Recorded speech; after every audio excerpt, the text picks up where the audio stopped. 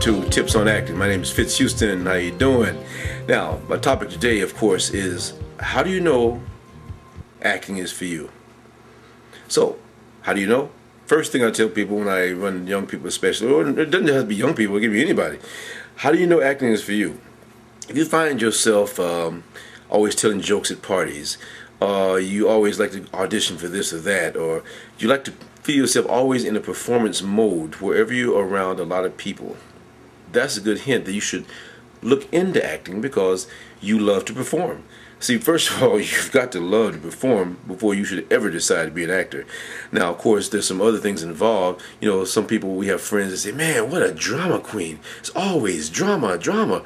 That's another sign that you might need to look at acting, because the more dramatic a person is, the more raw talent you have to work with different types of emotions, because you're always so emotional about everything you do. Then when you get a role that requires you to call on those emotions, you already have a library of emotions that you've used in your lifetime.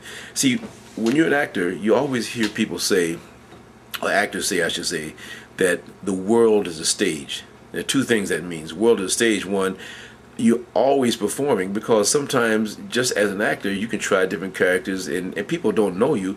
If they don't know who you are, you playing around with different character traits and could care less what the person thinks, because they don't know you to begin with, so they can't talk about you. If they don't know you, they can talk about you, but you never hear it because they don't know who you are.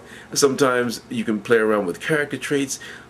Observing people on the street is a wealth of research for an actor, just naturally.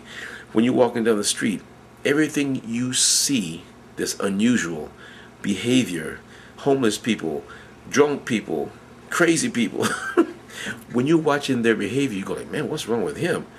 Well, if you're watching what that person is doing, your brain is remembering what that person is doing. So if you ever get a role where, you know what, I need you to be this kind of crazy person, well, as soon as you see that, or are told that, or read that description, every crazy person you've ever run across in your life comes to your mind, and you just have to decide which one you want to act like. That's one way of using everything you observe. The other way of using things you observe is things that have been in your life. Memories. Every memory is something you can use as an actor. Now, sometimes when we get to the more sad things, or the things that are unpleasant memories, we have to sometimes tap that and see there are different styles of acting that try to come up with various ways of tapping the sad part of our lives. Some techniques ask you to relive it. Other techniques ask you to give yourself permission to have those sad feelings. Some ask you to permit yourself to have a fantasy of something happening bad to someone you love. See, all the techniques' goal is to help you reach pain, anger, those sad emotions. But if you aren't willing to go there, that means you're blocking it, and if you're blocking it, you won't achieve those heavier emotions. And that's what a lot of the different acting classes try to figure out. Even the one I teach, Breaking Down the Barriers, is about helping you find out what works for you to achieve each emotion efficiently, so that when you have an audition, a performance, a monologue, a scene, a play, a movie, TV show, whatever it is, you're able to call on those emotions and not have to worry about if they're going to show up, because you have confidence in knowing how to touch each one of those emotions. So if you're a person that is in touch with your emotions, you'd be an excellent performer. If you're a person who hides your emotions, who holds in your emotions, then you may not want to get into acting just yet until you're able to unleash that. If you're a person who, for example, doesn't like to perform, that doesn't mean entertainment is for you. It just means that you need to go into something other than acting. There are plenty of positions behind the camera, people who could never act or could care less about acting. There's a lot of jobs in entertainment, as you see when you come to the end of a movie. After you see the 50 or 60 members of the cast, you see several hundred names at the end of a movie, which are all people who had something to do with that movie or TV show. And they're not in front of the camera. So if you're a person who doesn't like to perform, then that's something for you on that side. And that's another video I'll talk about, as far as some of the different types of choices of other jobs other than acting. But this one is about how do you know if you should look into acting. Now, once you've decided to get into acting, then I suggest you get into different types of classes. There's scene study class, which helps you study scenes and how to break down the scenes to find out how to get the best out of that scene.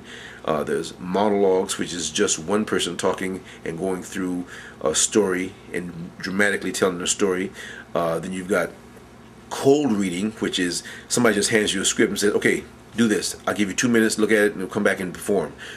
Now, some people can do that easily. Some people, even veteran actors, get completely freaked out when you tell them they got a few minutes to look at a script and expect them to come in and just deliver.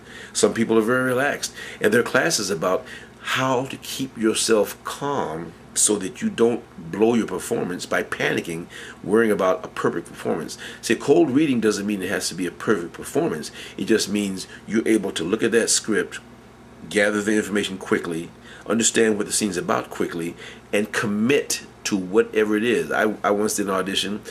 I made the completely wrong choice for the scene as far as committing emotionally what I thought the scene was about, but the casting director respected it. She said, you know what? Very nice performance. That's not the decision, choice that you should have made, but you know what? You made a choice and I liked it. Now let's do that again, only this is what the scene really is about. Now when she said what the scene was about, I said, oh man, okay, I was way off track. I knew I was way off track, but it didn't matter because when they gave me the script, they told me nothing but look at the script, I'll give you 5 minutes, come back. So I took what I thought to be a truth. Now some people will look at the script because they're not sure. They'll go back in and did not make a commitment, and now the casting person is going, well, they think you can't act because you didn't make a decision. Even if your decision is wrong, the fact that you made a choice and went in there and did your best, they say, okay, wrong decision, but very good performance. Now let me see if you can take this direction. They'll tell you to do it, the exact same thing again, and see if you can correct it. Now if you go back in and do exactly the changes they gave you, that tells the casting director and the director, you know what, I want to hire this person because they take direction. Some people, you could tell them to do the same scene 15 different ways and they'll give you one performance. No, and they're actually in their mind thinking they changed it, but they're giving you the exact same performance. That tells the casting director and director, you know what, I can't hire this person because on the set, each time you have to do it over again, that's time. And in the movie industry and television industry, time is money. So if they lose 20, 30 minutes because of this one actor who has to keep doing it over and over and over again, they're thinking about how many people am I paying per hour? And this person's, if this person was good, he would have knocked it out pretty quickly, but we got to go back and do it again, do it again, do it again. And now the person, the producer in particular, is thinking about how much money he's having to pay because this actor can't get in there and deliver relatively quickly. So those are just things to remember from the audition point of view if you get a cold reading. But these are just all different types of skills you need as an actor once you get involved. And once you get into classes, like I said, these are all different types of classes. A general acting class kind of introduces you to each one of the things I just said. And then there are acting classes that actually focus specifically on the individual things as well. A general acting class kind of gives you a little bit of each thing I mentioned: scene study, monologue, cold reading, audition techniques. These are all things you need to know as an actor, period. Then if you find yourself weak in one of the areas, you say, what, I need more cold reading study, I need more scene study, I more of this. Then you take a class that specializes on the one that you're weakest in, and you take that particular class to strengthen up your skill in that area. But a general acting class introduces you to everything you need to know as far as what you'll need on camera. You need to know basic camera techniques. If the cameraman tells you to move camera left, and you go, which way is camera left? Next. You got to know your acting terms. Acting is fun, but there's a skill involved. People do not want to waste time, and they don't want to teach you on the set. So you take a class to know camera left is what? The cameraman's left, not my left. If the cameraman tells me move camera left, I'm moving to my right because he's the cameraman point of view. On stage, it's the complete opposite. If somebody says move stage right means from the stage point of view. So if the director who's sitting in the audience says move stage right, I'm moving to my right because I'm the one who's on stage. So stage right, stage left, upstage means back up, downstage means move forward. Stage right to my left, to my right, stage left to my left. So anytime, those are stage terminologies. So if you're doing acting on stage and television and film, you need to know the difference. Don't get stage right mixed up with camera right, because then they'll think you don't know what you're doing. So that's why a lot of times people say, well, acting is fun. Why do I need to train? I'm an actor.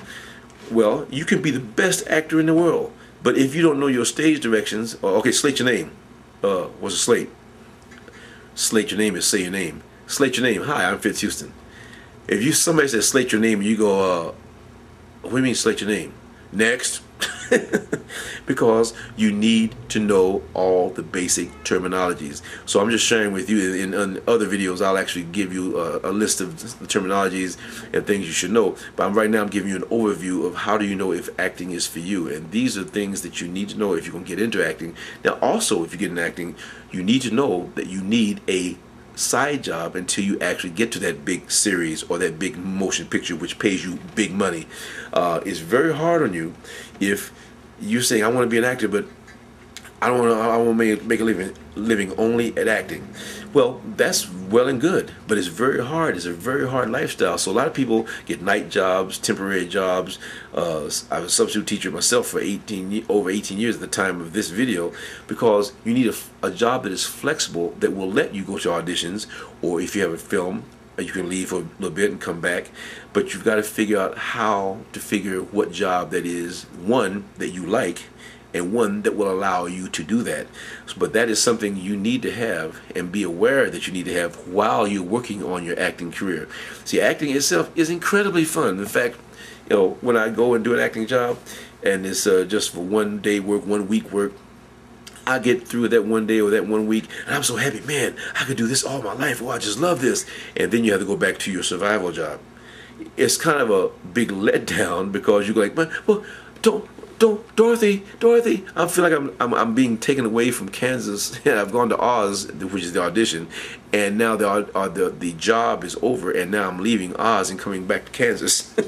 It's a major switch, because for a brief moment, when you're doing what you love to do in acting, you know it. Oh man, this is great. I can just, and you picture yourself as a star. You picture yourself just in the limelight doing all this as a living, which is what our goal actually is.